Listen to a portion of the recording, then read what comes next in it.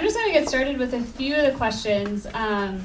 For Stan and Carol, one of the top questions was about this idea of refining each other. So that kind of came up along with the analogy with the chisel and kind of having those hard conversations with one another. And one of the questions was just, how do you start doing that as a married couple, especially if you've never seen it done in a healthy way before? Or maybe you've been married for a while and haven't been doing it. How do you then make the transition to start having those conversations? Yeah, I'll pass this around you guys too. I think when I read the question earlier, I took it a little bit different. Go for it. So one thing that we were talking about is if it's a situation where you didn't have good role models, you have no idea kind of how to keep turning towards each other, moving towards one another instead of just staying stuck feeling lonely or staying stuck kind of in your rut of sin or whatever, that you need to start talking about how to learn attachment to one another. God wants us to attach with Him, and He wants us to have this attachment with each other, which means creating this place of security and safety where we can start having those conversations and building up a deeper trust. So how can we start being present with each other? How can we start being safe, giving safe responses as I start saying, oh, I'm seeing this in you, or oh, I'm struggling with this, and then there's safety that starts. I think the big thing is being intentional to start doing something. So as you start trying to figure out how to have a conversation about how do we want to help each other refine, because that's probably what you need to first start. What can I say if I'm going to approach you about something in you? What can I say that will help you know that I have your best intention in mind? Yeah. And then how can I come to you and say I need to talk about this thing about me, and you know that you don't fix it right now, but listen to me first, or whatever it might be. Start having some of those conversations. That was a long answer. Our short answer in the pre-married is you will get your PhD in what? Ben, what are you getting your PhD in? Your wife. Your wife. And she is getting her PhD in him. So I'm getting my PhD in Carolology. Does that make sense? And she's getting her PhD in Stanology. Which I'm means still working on it. It's a lifelong process. But what that means is we move toward each other in a way that fits their needs. So for example, my rough spot was my tones. And tones communicated something very differently to Carol than it communicated to me. I'm passionate or whatever, that's the word I use, of course, right? She didn't see it that way. How do we reconcile that? That fit into a whole bunch of different areas of our life, kind of a thing, right? So you have 1,000 choices you can make every single day. And that's the connection, right? Move toward intimacy, move toward attachment, move toward kindness, move toward watching my tones. Yeah, I mean, those are just nice little things that we can do for each other. It's the small things that really do make big dividends from a financial standpoint. Love deeply from the heart, for love overcomes a multitude of sin. That's the driving verse. So. Can you give some practical examples of what it looks like to get a PhD in the other person? Like, what are some practical steps you can take? Well, tones again was the big one. So, practical step. I needed to stop hearing Carol. Can you guys hear me okay though? Speaking in this mic just somehow. They want to come Oh, for the audio, sir. Okay. So a practical way would be a choice that I can make as I think about my tones, right? Before I go and talk to Carol, or if she tells me my tones are not where she would like them. I mean, who gets to tell me my tones are good or bad? Her. She actually does. So I could talk to my sister in a different tone, and we'd be having a great conversation. I talk to Carol in the same way I talk to my sister, and that just doesn't fly. So there's a practical example. I would literally have to change my tones because my goal is to move toward her in a way that actually brings us closer together. So that's a choice I have to make, right? And my choice is if Carol tells me, I don't like your tones, like she did earlier today, then I have a choice to get crabby about that, right? Right? Yeah. So I mean, but when somebody tells you something like that, you do have a choice to get all grumpy and defensive, because we have that tendency, or to choose to embrace it and to thank them. feedback is not always fun, but there's an intentional choice we have to make, especially when you're, I think that's true when you're single, especially, but when in the marriage, that's a big thing that will move your marriage forward. I hope that's practical enough. And then in that example too, I needed to go, oh, this is part of who he is and how he talks, and I needed to let some of that roll off my back. And so both of us needed to be refined in some of those things and to change, and for me to accept that this is who he is, and part of my PhD says. Yeah. And then I think knowing too, like spiritually, knowing how, growing in how he grows, how I grow. I mean, we do it differently, but how do we encourage one another? So we need to just know different pieces about each other. PhD. Yeah, I would say it sounds like a lot of that just has to do with getting to know one another, and then also being willing to share parts of yourself. So Carol needed to have the courage to say to you, hey, I don't like your tone right now, which can sometimes, if you're not used to having those conversations, or if you're afraid of conflict or any of those kind of things, that can be hard to do. And so I think having both people making a commitment to say, I am going to let myself be known by you, but I'm also going to try to get to know you in the best way that I can. And Carol, you picked up on another one of the questions. You talked about what it looks like to be spiritually together. And so one of the questions was, how do you make God a meaningful part of your marriage? Dan always answers this by, we were told when we were first married, do something. So, I mean, I think that's the big thing. You want to talk about that for a second? I was told years ago to create habits. I mean, that was it. I don't care what it is, do something. My favorite story came from a couple here at Hope Community where he decided to do something because he came from the premarital class. I'm going to do something. So he chose old Lutheran liturgy to work with his spouse. He was going to read Lutheran liturgy to her. And to her credit, because it was her story, she said, and I accepted that because my husband, she recognized, and this is the big piece, ladies. She recognized that the husband was moving toward her in some kind of a spiritual fashion to bring them together that way. So she said, okay, spiritual. We're moving together with Lutheran liturgy. And when we were done with Lutheran liturgy, she just kindly said, okay, that was great. Let's try something different now. And it worked. He got an attaboy from her. He got a pat in the butt saying, good job. You're moving us forward.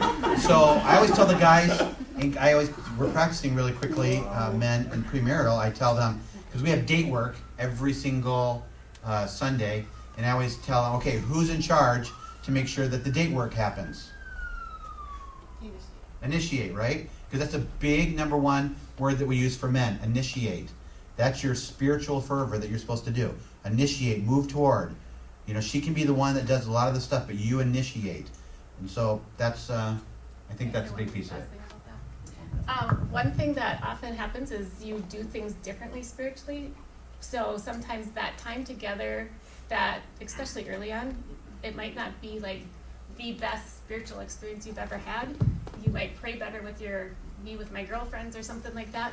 But to just be excited that you're doing something, it doesn't have to be. It really bonds us together. For us, ours was always praying together at night. That kept us going through those times when life was rough. It's like you still have that connection. Great, thank you. Okay, so Angela, one of the questions was about how married people can practically include their single friends in their lives. So, Sure. Yeah, let's see. So I think there's some of the stuff I talked about on the doing life slide I think applies here. So inviting people over for meals I think is a really good one.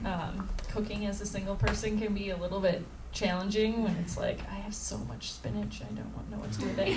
I'd rather just not buy spinach at all and eat Julie's spinach with Joel. So Joel doesn't like eating the spinach, let's be honest. Very true. But yeah, so I think just having people over for meals, including people in your day-to-day life stuff, can be a really practical way and something that doesn't add as much time to your schedule to just include people in things you're already doing. And that was in that Friends Are Friends Forever podcast that we listened to, the Hope podcast. Drew talked about how they started that when they were married and how good that's been for them as they had kids now, because they can just include people in the stuff they're already doing with their kids. And then I think, yeah, I mean, sharing about your marriage, obviously with some degree of discernment around like what's helpful to the single person to share in that, but not just pretending like you're not married when you talk to your single friend and then pretending like you're and then talking about everything related to marriage only with the other married people, I think is a way to include people. Hold on, I'm gonna ask you one more question. Okay. So you can share some examples if you'd like, and then just how we could be more helpful, but what are some helpful or unhelpful things married people have said to you about singleness? And what are some ways that they could maybe be more helpful, give better gospel-centered advice in that area? Yeah. Yes, that's a good question. Let's see. Okay. So I think one that you have to be careful with, that is not always bad advice, but sometimes, is, have you tried online dating? Which is a valid question in today's day and age, and I have tried online dating. But I think can come from a little bit of a place of like, oh, all your other options seem to have been exhausted, so maybe you should try this. So I think that should be used carefully. I think things that are helpful, like I got at a little bit earlier, is around just like talking about the value you see in that person, their spiritual gifts, and how they're contributing to your communities and how they're part of your family, I think is a way to speak gospel truth into people's lives. I think that another one I get a lot is like, oh, I'm looking for a good Christian guy to set you up with. I'll keep you posted. Which is like nice, but usually fairly empty. And I don't know, people have different views on like being set up on blind dates. I personally don't get too offended by it, but I know for some people it can come across a little bit like condescending or hopeless, or it's like, oh, the person says like, I don't know any single Christian guys. It's like, cool, thanks. So I think just being a little bit careful with that one. I think a lot of it comes down to knowing your friends well enough to know and to have honest conversations with them about what is and isn't helpful, because it varies a lot by person. All right, so one of the questions on marriage that came up was, how do you have healthy conversations about theological differences? And I want to say, let's talk a little bit about that, but then also broaden the question a little bit to, how do you, in general, do you fight fair? How do you have healthy conversations about disagreements that you might have? I'm good. Do you have a starting point? Friends, remember we're on this side of the table. Oh, yes. Yeah, go ahead. Well, one of the things that we teach, which we'll get to actually this next week on premarital, is just making sure that we're okay. So what we typically tell people is sometimes what we had to do was we had to physically get on the same side of the table as the other person. So here's the table, here's our dining room table, our kitchen table. Both of us are on this side, and we would say, we're okay, but that sure is messy. You know, that theological issue, or that whatever conflict we're having, right? You take the issue and you separate it from the two of you. Because I think Satan real sneaky here, right? He tries to take the issue and put the two of you on opposite sides, as if you're the enemy of each other. This is because of you. So if we start pointing fingers at each other, you are falling right into the trap. If you take that thing that you're pointing finger at, point it at that issue and not each other. So real super basic kind of stuff here, but physically sometimes you have to get on the same side of the table and say, we're okay. And you really need to remind yourself Yes. here. We're We're a team. We're a team. We're a team. We may not like this particular issue, but that's out there. We're okay here. And I don't know what to do with your thinking about it sometimes, but but we're okay. We're gonna figure this out. We're gonna. Staying in the realm of tones, that tone thing is out there, and it's not very good. You know, we've had that kind of a conversation before. But this makes me feel a little safer because she's not pointing at me and saying you. It's this thing out there. So that has helped quite a bit as far as conflict. The other thing is you come to agreements on what's okay and what's not okay. This is leaving and cleaving, right? The way my parents talked to me in the old days, we don't do that in this family, kind of a thing like that, right? That's part of getting your PhD, understanding how the other person wants to be talked to and what you can bring up and not bring up and things like that. So. And what kind of, at what point can you say, okay, we're gonna table this and talk about it next week? Or, you know, how do you get your hearts on the right page enough so that it's not gonna be like going to bed with your anger level high? That was, I think, another question in there. But just being able to assure each other, we're okay, then you can go to bed. Yeah, so how do you know you can go to bed? If we can go to, we would always say, if we can go to sleep in the same position that we normally go to sleep in, then we're okay. But if we normally sleep a certain way, and all of a sudden I'm turning my back and moving a little bit further on the other side of the bed, then there's some harboring issue there that we shouldn't go to sleep over yet. But if I can still touch her and say I love you, we're okay, then, and the issue isn't resolved. Might not we like can each still other sleep. that time, but you're committed, you love each other. Well, we discovered if you go to bed angry, you wake up even maybe a little bit more entrenched, so, which isn't very good. And then get outside help at times. I mean, sometimes we just need someone outside of our own thoughts to bounce ideas off and get feedback from. So. That was actually going to be my follow-up question. Is how do you know when to get outside help and where do you go? How do you know? Well, I think at the points where you're going through that same conversation, you're just stuck, and you're it's like why not get help then instead of waiting for a couple more years and your patterns are even more entrenched and stuck and. So, and where do you go? Well, Restoring Hope is one option. Set you up, Pearl. Yeah, right there. So, through Restoring Hope, we would connect you with like another couple or us or somebody that, Professional counselor. yeah, that you could talk to. And then if it's a situation where it's like, oh, I think this could benefit from a professional counselor, we would refer you there or give you a list of ideas for that. If you want to even just like, I'm not going to my church, go to a counselor. Or if you have great friends that are great at asking questions and digging those things out, get them involved. But it causes humility in us, but that's good. We need humility, and nobody has a perfect bump-free life, so.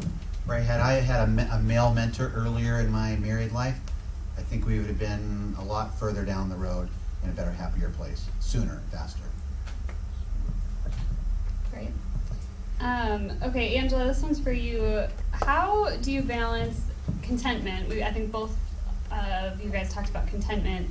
So how do you balance the feeling of contentment with also, if you're single but you want to be pursuing a relationship, what does that look like? Good question. I can start with a book recommendation. It's a book called Teach Us to Want by Jen Michael. I don't know how she pronounces her name. Anyway, it's got really pretty pictures of like oranges or nectarines or something on the front. You'll know it when you see it. So it's a really great book that gets at this idea of balancing contentment and desire. And we often preach contentment in the church as kind of like a suppression of desire, of like, oh, just be content, like you shouldn't want things. And I think the gospel doesn't necessarily preach that to us because we are people who are made with desires for good things, and that's not inherently wrong. So I think it's good to be reminded that a desire for marriage is not a bad thing. It's something that images Christ in the church, and that's good. So yeah, I think it's a continual battle between those two things, but we don't have to see them as inherently in conflict. They can live in harmony with each other. So yeah, and I think when like getting really practical on something like online dating, I've thought about like, how do I know if I'm content enough in my singleness to go online, because I shouldn't do that if I'm not content. And yeah, I think sometimes it comes down to asking yourself and having other people who can ask you the hard questions of like, are you going to be okay if this doesn't work out? Like if you have your 6-month eHarmony subscription and nothing comes of it, are you still going to feel like you're okay in Jesus? And if the answer to that is no, then you probably shouldn't do that, you know? So I think that's one way I like to think about it is like, am I going to be okay at the end of this if this doesn't end in marriage? That's when I know I'm content with where I'm at. So, and can I add one thing to the earlier answer about married people supporting single people? One thing I talk to people about a lot is the holidays can be a hard time for single people, especially depending on what people's relationships are with their biological families. So I think including people in your holidays or checking in with single people in your life to make sure they're supported in the holidays can be a good thing to do.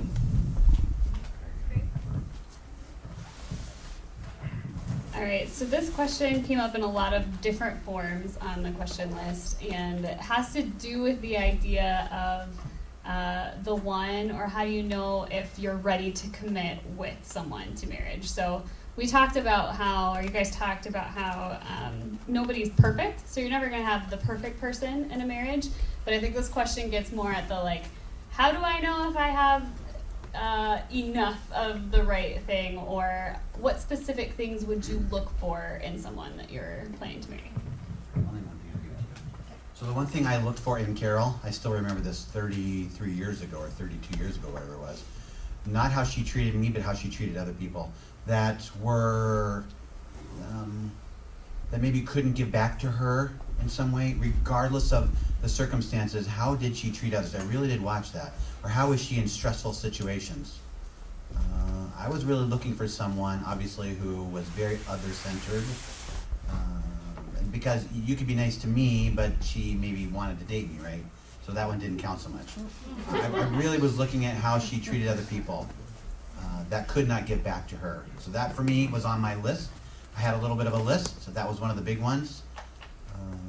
And then, of course, just that, how do you know someone has a real, authentic relationship with Jesus? You know, are they recommending that we do some things that, you know, really drive you toward the Lord without me even asking, kind of a thing? That she was just naturally popped it over. She would just bring up, you know, conversations about Jesus without me prompting her or things like that. So I was just looking for authenticity or wholeness or transparency in those two things. For me, that's what I looked at. That was kind of my short list for Carol. Same thing as far as that spirituality, being able to see that, and him show it in times and ways that it was like, oh, that probably wasn't the coolest place to say you were a Christian, or that you had this desire or this heart, and seeing that, oh, this is for real. So that was a huge piece. And then I enjoyed him, and it was fun to hang out with him. And again, too, even just he had some of those same characteristics of really passionate about other people and missions, and just some of the things that were on my heart too.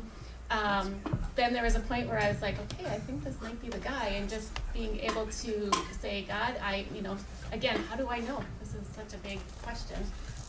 My family was very for him, so that was a good thing. Just family and my friends, so getting input from people you trust their opinions, I think, is huge. And then I know there was a time, I totally remember when I started this, being in my dorm room going, okay, God, I think this is the right person. I'm going to kind of be pursuing that, but I'm going to trust you. And the verse that he gave me to just claim was that I will instruct you and teach you in the way you should go, and I will counsel you and watch over you. And so I'm going to trust you that I think this is right, but if I'm wrong, I trust you to pull me back and go, nope. So. But you went out to your community to look at this. Yeah. Oh, this was one little thing. He had one time said to me something about, why would you ever want to be home with your kids someday and not be out, doing something with your life? And I was like, wow, that's so big, So that was another thing because that was a desire of mine, that I prayed a lot about. And then I remember another time when we were actually washing his dirty socks out in the sink. And he just made the comment like, I think it's really cool that someday you want to be home with your kids. We weren't like saying our kids, or it was your kids. And I was just like, where did that come from? Because I've been praying, God, either show me that that's wrong, that that's not the desire that you have for me, or help change his heart. And so it was like, wow. So just seeing God at work too in just different ways and things like that.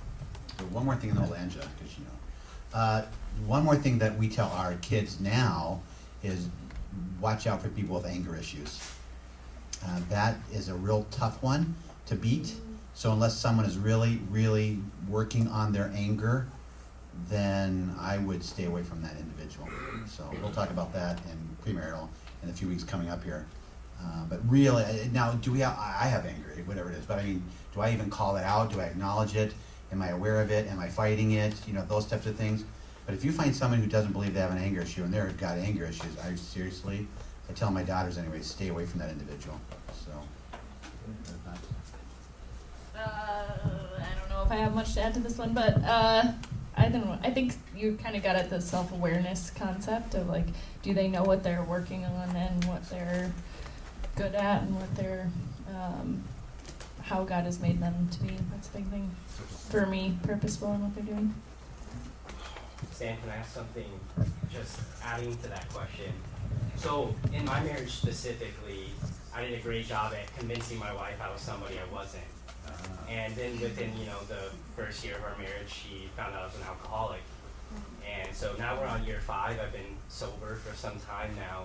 But, like, what type of advice do you give to couples that you think you did all the work, and then you realize, like, I mean, I know this sounds so unromantic, but the reality is my wife wouldn't have married me if she knew who I was before we got married.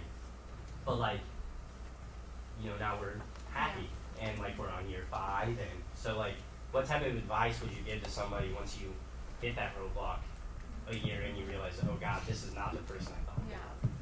Yeah, just to repeat the question for the recording so that people can hear.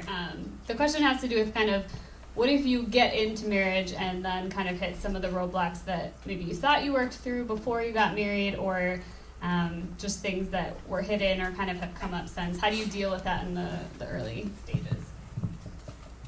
I come across this a lot just with my job here, and just encouraging people that this is where God has you right now. How are you going to come together and work through it? I mean, there would be those few incidences where we'd say, well, you guys need to separate if it was some extreme thing, but situations like that, just trying to go deal with the hurt. I mean, both people, one, you were found out, she was in shock probably, just how do you start even dealing with that? And so definitely talk to someone, get help, work through it. But hopefully, I mean, God is a God of restoration, and He's a God that redeems our relationships. And so we have to really just trust that He has a good plan for this, and we need to kind of enter into that. The only thing I'd add is, well, you sound like someone who actually moved through that with her. Carol's talking about maybe somebody who, just to say, you were like, no, I'm drinking and I'm going to keep drinking and I'm not going to stop drinking, right? That type of thing. That's when we would really, we take a second look at that one, kind of thing. Well, we've got a few minutes left. Are there any other questions that you guys have that we haven't gotten to? I know there are a lot more on the list, but are there any that are really pressing on people's minds or just you want to throw out there before we close for the night?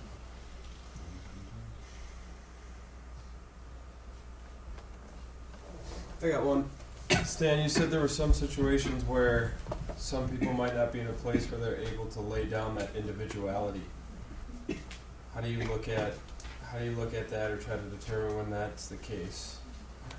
Yeah, so the question is there a place where someone maybe isn't, if they're single and they're not in a place to get married because they're not willing to lay down their individualism? So. Yeah.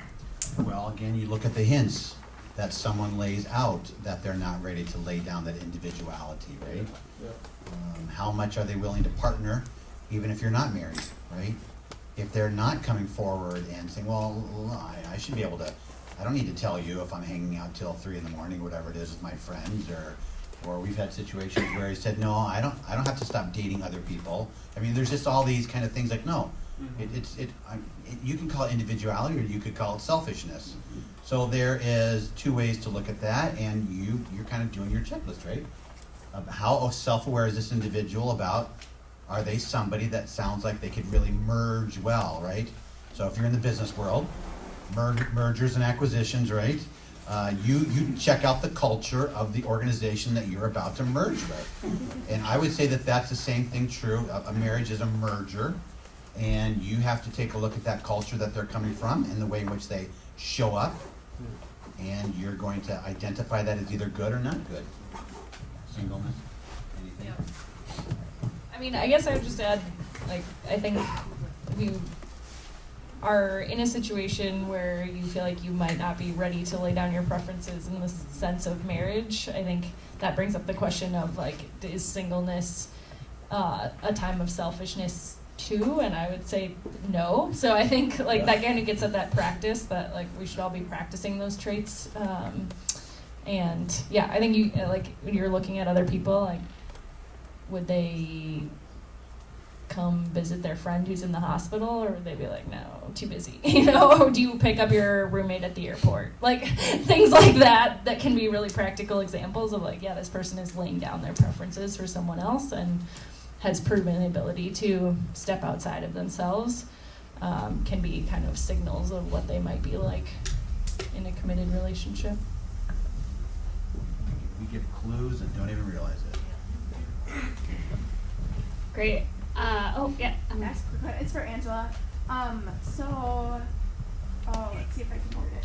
So let's use the example of, like, time, talents, treasure. Yeah. So any Christian could challenge any other Christian with that, right? Yeah. So in the culture of hope, do you feel like you have been given permission as a Christ follower to speak into lives of married couples or young, say, moms with young kids, or do you feel like you've gotten that close off, like, well, you don't know where I've been, like, or you don't have, like, do you feel like you've been welcome or had a voice to speak as a sister in Christ to other people? Yeah. Okay, so the question for the recording was around this idea of, like, time, talent, treasure, and we could all challenge each other theoretically within the body of Christ with our ability to speak in other people's lives. And I think Emily's asking, like, as a single person, do you feel like you have been given the opportunity to speak into married people's lives or people's kids' lives? Or are you kind of, like, shut down in that as, like, you haven't been there, you haven't experienced it? For me personally, I feel like I've had pretty good experiences at Hope with that, of being able to speak into married women. I mean, most of the other women in our small group are married besides me, and I think we're definitely, like, a community of equals in that space. So yeah, I've had pretty good experiences with that. That being said, I know there's a lot of pain and hurt that people have gone through on this topic, and some of the stuff I got at in the, like, practical tips around, like, wisdom comes from the Lord, not just from experience, and learn from people in other life stages from you are coming from things I've heard from other women who have not had that experience within the church. So I'd say it's definitely out there as a challenge to all of us. And it takes work on both sides. Like, there's the one side that's like, yeah, I mean, my friends who have a baby, like, never want to go out to restaurants anymore, and I have to, like, run around Henry all over the place to, like, chase him, and we can't have a coherent conversation without, like, some kind of screaming. And so, like, I could choose to walk away from that, and say, like, nah, this is too hard. I'm not gonna speak into their lives anymore. Or they could choose to say, like, oh, Angela doesn't have kids, she doesn't really get what it's like to have Henry around all the time. But like, they're choosing to continue to invite me into their lives. So I think it's on both sides. You have to be willing to open up to that. But I've had good experiences at Hope. I'll just make one comment. C.S. Lewis and Henry Nouwen, two of the pillars of the Christian church, single men, wrote some of the most profound chapters I've ever read on the topic of marriage.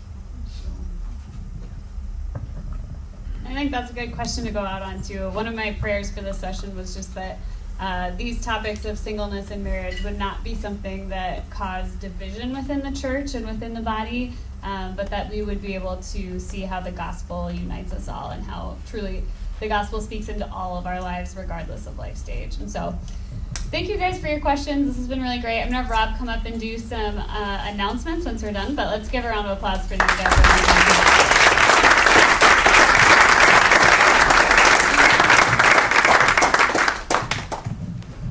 Hey everyone. So I get to share a few things here going forward. I'll get you out of here in 2 minutes, I promise. First of all, I know from Amazon.com, which is an amazing website, Jeff is laughing, you know what I'm going to say, I know that some of you didn't redeem your ebooks. And I hope that your leader called you out on it. I'm going to give you 1 more week to download it. If you have a problem, if you didn't get the email to download it, let me know. I can resend the link to you and you can download it. But if you don't download it within 1 week, it'll be gone. It'll vanish forever. That's not true. It's not gone forever, but I can get it to you. But that link will be gone and it won't be good anymore. So go onto your computer, iPad, whatever right now and download it or ask me for a new link. Otherwise, again, 1 week. How many days are in a week? 7. There you go. Well done, everyone. 7 days. It will be gone. Okay? Do you save money when you do that?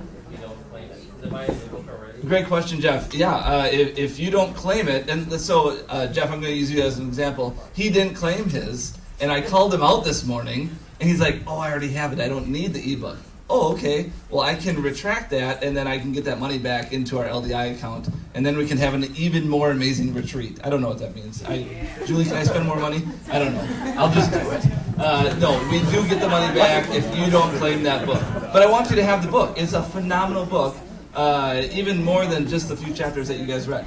So I want you to read it. We're not done with it. This conversation's never done, right? Next up, next month, is the third part in this stream, in this relationship stream, and it's called Loving Across Differences. And specifically for this session, we're going to be focusing on the conversation on race. And so there's a million books that we could have read. There's one that just came out in April by John Perkins. If anyone's read his stuff, it's really, really good. And so you will read through page 97. I think it says chapters 1 through 4 on your handout. Make sure you grab this book on your way out. The thing that I love about this is that it's not just about race. And yes, he does talk a ton about it, but it's really about reconciliation. And that's what the gospel is all about. And so he connects strongly reconciliation with race and the issues that we have with it. So be sure to grab it. It has a really weird dust cover on the back. I just want to let you know about it now, just because it's really weird. I don't understand it at all. I've never seen a dust cover like that. Switch to ebooks, people. You don't have to deal with dust covers anymore. Come on. Anyways, so that's next week. Was there anything else next month, November? The handouts are back here. Make sure you grab leader guide or cohort guide, and make sure you grab one for the people in your group who are not here tonight. Yes, and there are reflection questions on one page, and then the second page are preparation questions, and you're reading. So make sure you grab the right amount of pages on there. We will, of course, post them on My Hope CC in the coming days here, so you'll have access to them digitally there. Jeff? Good. Is that going to be an ebook? Yes, I know that a couple of you like ebooks, Prophet and Peter. Who else likes ebooks? Jeff does. Are you going to claim it, though? I mean, I'm just kidding. I'm just kidding. I will send it to you, Jeff. Anybody else, if you want, just let me know, and I'll send it to you as an ebook. Meg, great. Anybody else, just go ahead and tell me at a later time, and I'll get it to you. One other thing that I want to plug in my negative 1 minute that I have here is something that we as a church are co-hosting called Q Commons, the Power of We. And I'm bringing this up in this group because I think you are the ones who would benefit from something like this. If anybody doesn't know who the organization Q is, they're a national organization. The Q stands for questions, and they want to help people discuss and think through questions better. And so they do a national conference every year in Nashville, and you're totally welcome to come with me in April. Would love to have you with. I've been there twice. But what this is, Q Commons, is they do a local session where they have 3 national speakers. You can see the 3 at the top there. And then we recruit 3 local speakers. And the topic this year is called The Power of We. The whole point of this is how do we work better together as opposed to just whining like little school kids. No matter what our differences are, like next month when we talk about loving across differences. So I would invite you to come. I would be happy. There is a fee for this one. It all goes to the national organization. But I would be happy to pay for 5 of your registrations for this. If you're interested in coming, let me know about it, and I will register you for it. So it's on October 25th. It's at the Elliott Park Hotel, which is just a few blocks from here. And a sweet little kicker for this, we are giving you an awesome little can glass that will have logos of organizations that you can connect with afterwards. Some are from the speakers, some are partner organizations of ours. and you bring that can glass next door to Finnegan's, and your first beer is free if you register. You also have to be 21. I don't know. I assume everybody's 21 in this room. Anyways, so the whole point of that, though, is that we want to spend more time having conversation. These are going to be short 9-minute talks. You're going to have time for conversation at your tables, but we want to keep that conversation going. We don't want it to just be input, just like off-road. We want you guys to have more conversation. So with that, I'm 3 minutes over. I apologize. Have a great night, everybody. We'll see you later.